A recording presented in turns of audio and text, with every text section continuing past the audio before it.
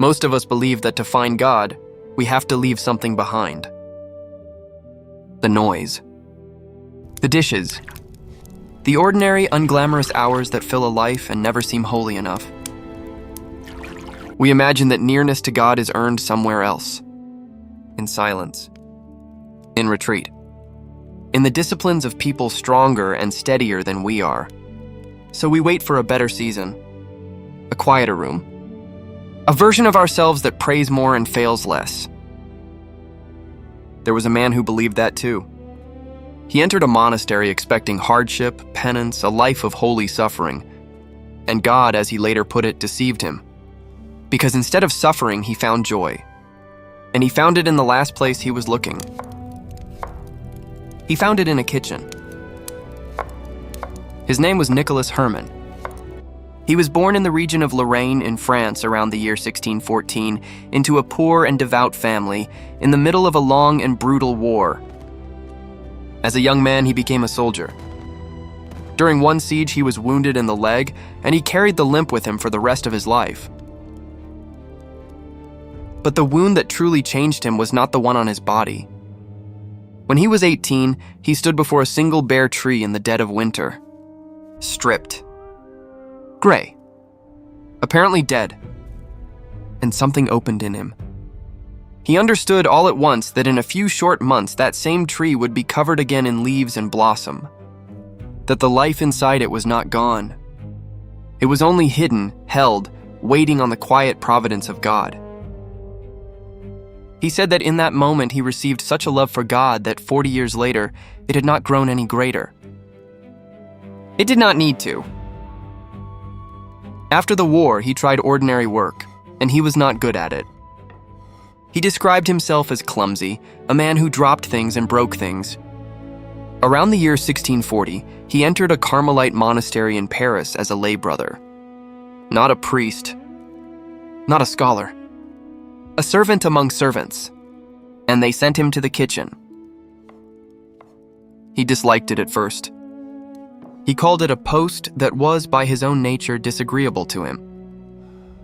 For years he cooked for the entire community, in the heat and the smoke, standing over pots and knives surrounded by the endless small tasks that no one notices and no one praises.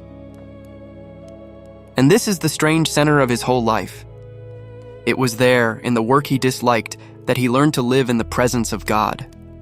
Not by escaping the kitchen, by staying in it. In time, he could say something almost impossible to believe.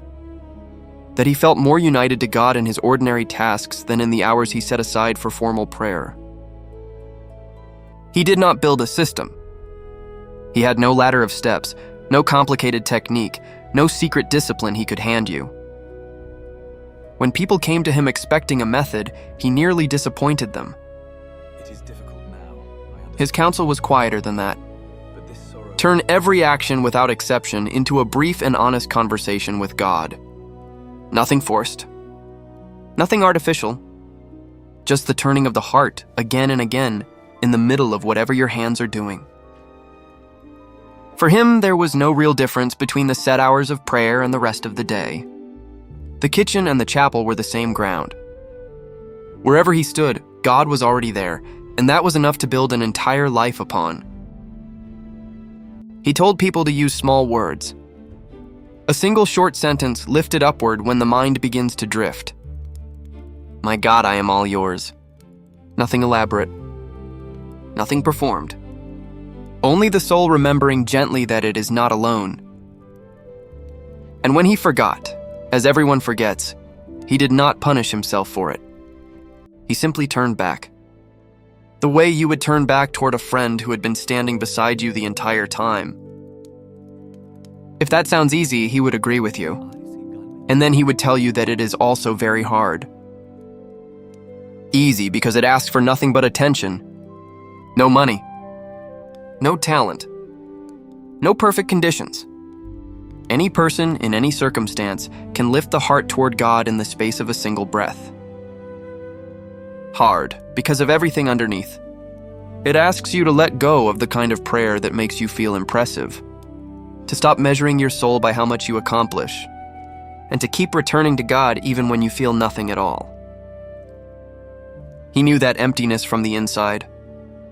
There were long seasons when he was afraid he did not belong to God, when his old failures rose up in front of his eyes and he wondered whether there was any mercy left for a man like him. He did not pretend those seasons away. He walked straight through them, holding on to one thing: that the goodness of God would not, in the end, let him go. He never used his failures as a reason to hide from God. He used them as a reason to come closer. Every fall became one more occasion to lean on a mercy he could not earn. And here's the center of what he taught, the thing that still cuts through so much of our religious effort.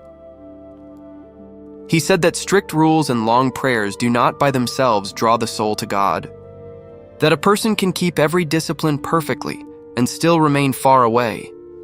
Because the one thing that makes our actions holy is not their difficulty. It is love. He placed no confidence in his own effort, not in his penances, not in his hours, not in his record of good behavior. Everything rested on the mercy of Christ, received by simple faith and answered with love. For him, the measure of a life was never how exactly you kept the rules. It was how deeply you loved. That is a quiet kind of freedom, and it reaches the tired, the ordinary, and the failing long before it ever reaches the impressive. He lived this way for nearly 50 years, mostly in that kitchen, until his body finally gave out and he was moved to mending sandals instead. He died in Paris in the year 1691, an old man, almost entirely unknown. But a priest who had known him, named Joseph de Beaufort, had saved his letters and written down their conversations. A few years after his death, he gathered them into a small and unremarkable book. We know it today as the Practice of the Presence of God. That little book slipped quietly across the divisions of the church. In England, it was translated and read widely among Protestants. John Wesley thought it valuable enough to place before his own people. Centuries later, a pope would say that this same book had strongly shaped his own life of prayer. For a while, it was misunderstood. Some feared it was teaching a kind of passive, empty stillness, and it fell under suspicion. But that was a misreading of the man. Brother Lawrence never withdrew from his duties. He never stopped working, never stopped serving, never stopped loving, right up to the end. His stillness was not idleness. It was attention. So what does all of this ask of you? Not that you leave your life. Not that you find a quieter room or a holier season or a stronger version of yourself. It asks something much smaller than that and much harder. It asks you to remember. At the sink. In the car. At the desk you are already tired of. In the middle of the task that feels like it has nothing to do with God at all. To pause, even for the length of one breath, and lift your heart toward the one who has been there the whole time.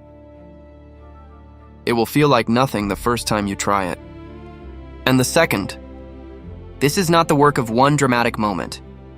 It is built the way he built it. One small returning at a time, until remembering God becomes almost as natural as breathing. The scriptures tell us to pray without ceasing. For most of us, that sounds impossible because we imagine it means more and more hours on our knees. Brother Lawrence understood it differently.